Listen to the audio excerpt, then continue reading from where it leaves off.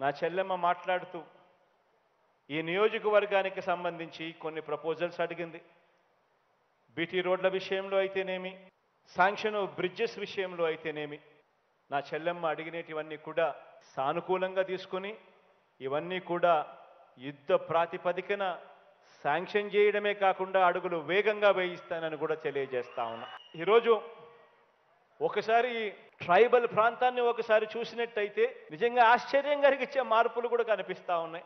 మొట్టమొదటిసారిగా సాలూరులో ఒక tribal university వేగంగా కట్టడాలు కనిపించే పరిస్థితి కనిపిస్తా ఉంది. పార్వతీపురం, పాడేరు, నర్సీపట్నంలో 3 మెడికల్ కాలేజీలు ఇక్కడే వస్తా ఉన్న పరిస్థితి కనిపిస్తా ఉన్నాయి.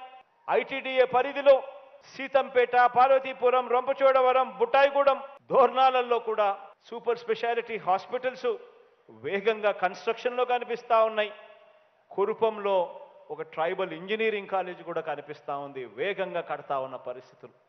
ఇవన్నీ కూడా గతంలో లేనివి కేవలం ఈ 55 నెలల్లో మీ బిడ్డ హయాంలో మాత్రమే జరుగుతూ ఉన్నాయని చెప్పి మరొక్కసారి గుర్తుకు పెట్టుకోమని కోరుతూ సెలవు తీసుకుంటా ఉన్నాను.